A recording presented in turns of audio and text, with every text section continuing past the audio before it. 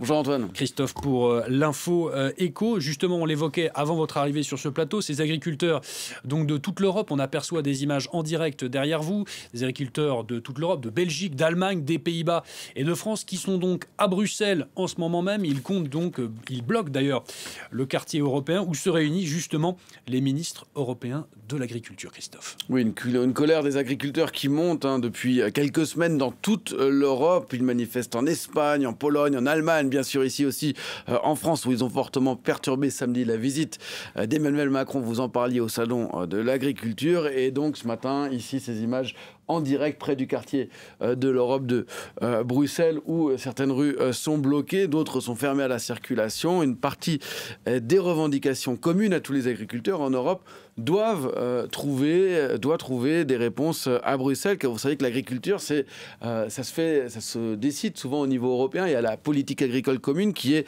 de très loin le premier budget de l'Union européenne, avec cette PAC qui représente 33%, donc un tiers des dépenses de l'Union européenne, 264 milliards d'euros au total de budget sur la période 2023-2027, qui fait un peu plus de 50 milliards d'euros par an à répartir entre les 27 membres de l'Union européenne. Pour la France, c'est 45 milliards d'euros sur cette totalité, sur ces 5 ans, donc environ 9 milliards d'euros par an.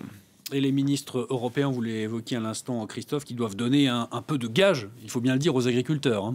Oui, puisque la Commission s'est prononcée jeudi pour un certain nombre de mesures qui peuvent prendre immédiatement, donc d'urgence, notamment des mesures de simplification administrative, mais aussi en revoyant un petit peu à la baisse certaines exigences gouvernementales, car cette PAC 2023-2027, elle est accompagnée d'un plan ambitieux en matière de critères environnementaux, avec de nombreuses règles à respecter qui sont obligatoires donc, pour pouvoir toucher les subventions européennes. La Commission propose par exemple plus de souplesse sur les prairies ou bien sur les mises en jachère. Elle veut s'engager à ce qu'il y ait moins de contrôle également, notamment pour les petites exploitations qui font moins de 10 hectares. Ça représente 65% des bénéficiaires de la PAC, mais moins de 10% des surfaces. Mais les agriculteurs, eux, Christophe, ils veulent plus.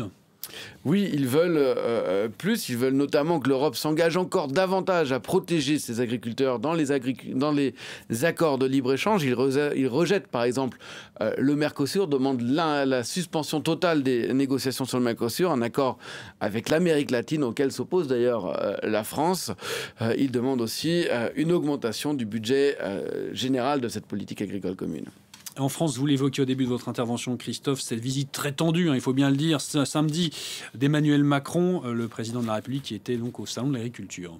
L'ouverture du salon a même été retardée de plus de 4 heures, mais Emmanuel Macron est tout de même parvenu à organiser un débat avec les agriculteurs. Il a fait un certain nombre d'annonces. D'abord, un plan national de trésorerie. À ce titre, les ministres de l'Agriculture et de l'Économie français réunissent aujourd'hui les principales banques. Il faut savoir qu'avec notamment la guerre en Ukraine, mais aussi l'inflation qui en a résulté, les factures d'énergie, de carburant, les engrais ont beaucoup augmenté, des prêts aussi auxquels ont souscrit les agriculteurs, notamment pendant la période Covid-19, doivent être remboursés. Donc beaucoup de dépenses ont soudainement augmenté pour ces agriculteurs et donc beaucoup d'exploitations se retrouvent aujourd'hui prises à la gorge. Donc l'idée d'abord c'est de faire un recensement national de qui a besoin de quoi et de faire entrer les banques dans ce jeu pour essayer de trouver des solutions, rééchelonner par exemple des crédits.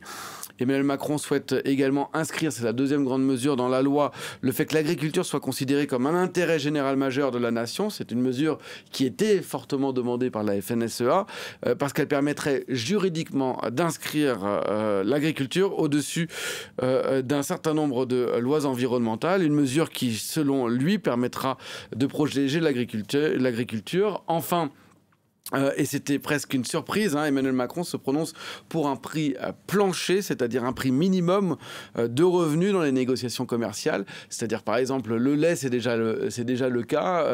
Le lait va être vendu à un prix minimum et toutes les filières, ce sera la même chose. Ça s'était demandé par une partie des syndicats agricoles, mais pas tous, la FNSEA, qui regrette que les produits agricoles européens ne soient pas compétitifs. Et donc ça pourrait également être discuté au niveau européen par les ministres de l'Agriculture aujourd'hui pour qu'il y ait un prix plancher au niveau européen. En tout cas, Emmanuel Macron, lui, il donne rendez-vous dans 3 semaines aux agriculteurs à l'Élysée pour faire le point. Pas sûr que d'ici là, la colère ne retombe, en tout cas pas à Bruxelles. Pas à Bruxelles, et on le voit juste derrière vous, Christophe, cette mobilisation des agriculteurs européens. Merci beaucoup Christophe. L'Info Éco signé ce matin Christophe Dansette.